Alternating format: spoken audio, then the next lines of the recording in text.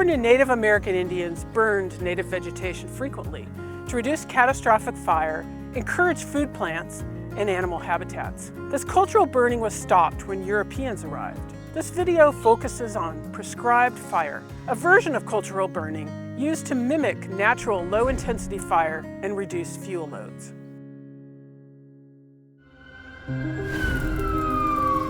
Unfortunately, I had a front row seat to these major events that have affected our communities. People I know, we know, and it's pretty rare to find someone that hasn't been affected by these fires, either having lost their own home or know someone that has lost their home. I have become more motivated to doing prevention, mitigation, preparedness, including prescribed burning, which in my opinion, we can now control the smoke when the smoke's being produced and make it better timed to meet everybody's needs, lessening the damage to tourism and the agriculture industry.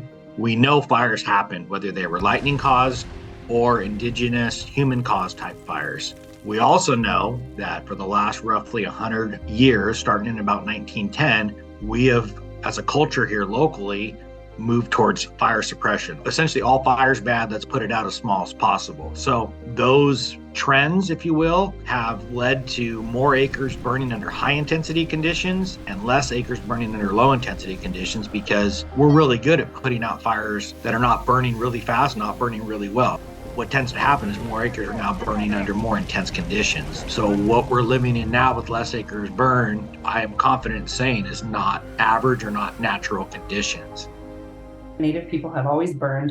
We burned for basketry materials, for foods, for medicines, for clothing, for shelter. All the materials, all the plants that were used in material culture were generally related to fire and fire dependent. So Pomo basket weavers are the best weavers in the world. You go to the Smithsonian, they have like a whole room because they use the most diversity of materials and the most sophisticated techniques. All of those plants needed fire to be tended to grow straight long shoots, to be stronger, to be more flexible.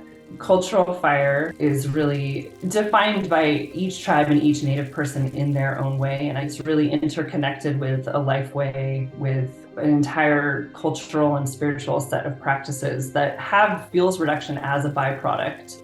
But it is that use of cultural fire over millennia that created those park-like landscapes that were so adored by early settlers.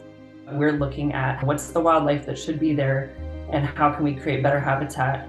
We do pretty meticulous site preparation in a lot of ways. We're looking at what species are struggling, and around here a lot of it is deciduous oaks. The black oak, Oregon white oak, blue oak, valley oak are struggling a lot with regeneration, and so we'll do a site assessment and maybe we'll prepare reduced brush or fuel buildup around the exterior of the unit where our control lines are.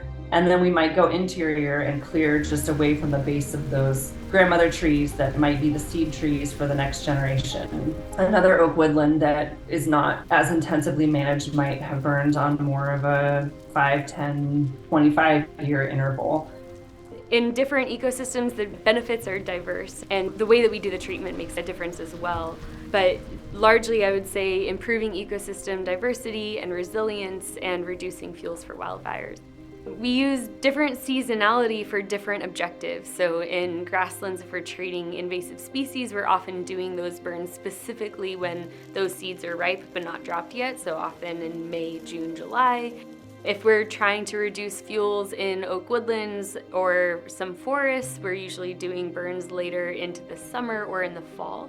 Recently, we've been having a lot of success burning in redwoods in the middle of winter when we have gaps in between the rain at least 3 weeks.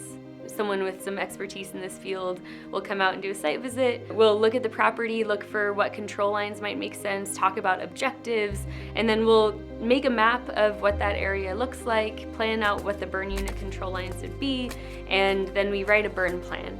And that burn plan basically lays out all of the things that could go wrong and all the ways that we mitigate those, and basically line out the details of how the burn will go and what's needed to do it well and correctly. The first entry, so the first time we do a prescribed burn in any given area, is usually a lot more work than the subsequent treatments. It costs more, it's more challenging, we have to do a lot more prep because we're making up for so much lost time in stewardship, and we're having to restore that ecosystem process.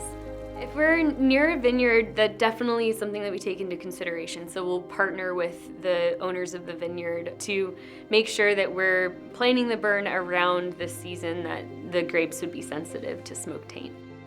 In the fall, when we get into winter, the burning permit process opens, which is governed by all the air quality districts throughout California. And here, same in the Sonoma Lake Napa unit.